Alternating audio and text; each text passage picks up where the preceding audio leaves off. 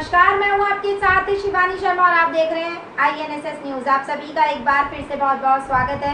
गुजरात के बाढ़ इलाके में मामलतदार कार्यालय के नए भवन के निर्माण के लिए स्थल बदले जाने के लिए विरोध में सभी व्यापारियों ने एकजुटता दिखाते हुए बायड़ को बंद रखने का ऐलान किया और बायड़ पूरी तरह बंद देखने को मिला। बता दें कि स्थानीय लोगों के अनुसार मामलतदार कार्यालय को बायड़ से लगभग 4 किलोमीटर दूर वात्रक में स्थित सरकारी कॉलेज के पास स्थानांतरित करने की प्रक्रिया के खिलाफ बायड़ नगरपालिका और भाजपा संगठन द्वारा विरोध दर्ज कराया गया है।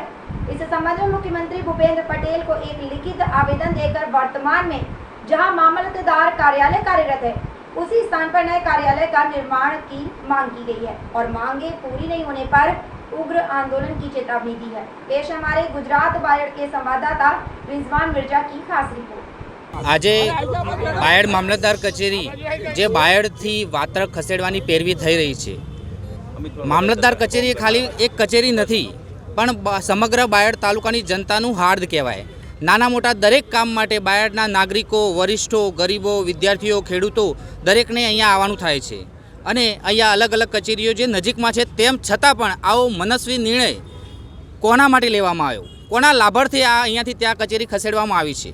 અગાઉ અહીંયાના સ્થાનિક આગેવાનો દ્વારા છેક મુખ્યમંત્રી સુધીની આની રજૂઆતો કરવામાં આવી હતી અને ત્યાંથી તત્કાલીન કલેક્ટર શ્રી પ્રશસ્તિ પારીખને સૂચના કરવામાં આવી હતી અને તેઓ અહીંયા જગ્યાઓ જોવા માટે આવ્યા હતા। એમને બાયડ નગરની અંદરની જ 2-3 જગ્યાઓ બતાવવામાં આવી હતી કે જે આપણે મામલતદાર કચેરી માટે પૂરતી હતી, તેમ છતાં એમને આવો મનસ્વી નિર્ણય કેમ લેવો પડ્યો? એમને એવો શું રિપોર્ટ આપ્યો કે મામલતદાર કચેરીને બાયડ નગરમાંથી ખસેડીને બાયડની અસ્મિતાનો વિનાશ કરવાનું વિચારવામાં આવ્યું છે।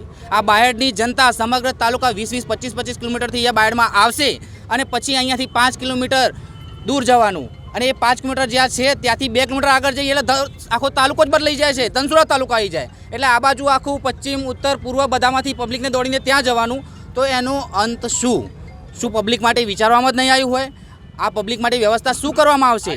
કાલે આજે અમે સ્વયંભૂ માટે બધાને આહવાન કર્યું હતું અને ખરેખર અમને ખુદને પણ અચરજ લાગ્યો કે એટલો સુંદર અમને પ્રતિસાદ મળ્યો છે કે સ્વયંભૂ લોકોએ જાતે જ ઇવન નાની લારી સુદ્ધા પણ ખુલ્લી નથી, એના ઉપરથી જ દેખાઈ આવે છે કે પ્રજાને શું જોઈએ છે, પ્રજાનું કેટલું સમર્થન છે। આવનારા સમયમાં પણ અમે જ્યાં સુધી આ બાયડની જનતાની માગણા પૂરી કરવામાં નહીં આવે ત્યાં સુધી વિવિધ કાર્યક્રમો કરી અને છેલ્લે આ માગણી અમારી સંતોષવી જ પડશે અને નહીં સંતોષાય ત્યાં સુધી અમે જન આંદોલન કરતા રહીશું। વાત્રક ખસેડવા માટે લગભગ 1 વર્ષથી સરકારશ્રીનો નિર્ણય હતો પણ અમારો નિર્ણય બાયડના જનતાના હિતનો અને જનતાના સમર્થનનો હતો। બાયડ જનતાને કાયમિક માટે મામલતદાર કચેરીની જરૂર પડતી હોય છે।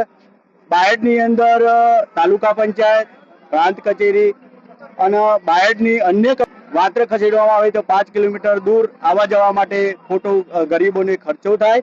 એ માટે અમે દરેક અંદર સ્થળ અમે મુલાકાતો કલેક્ટર આગળના કલેક્ટરશ્રીની સ્થળ મુલાકાતો કરાયેલી પણ મૂળ જગ્યાએ મામલતદાર કચેરી બનાવવામાં આવે તો આવાસો છે એ પણ નોંધિત છે, જે આજુબાજુ જે ગોડાઉનો 2 છે એ ગોડાઉન પણ નોંધિત છે।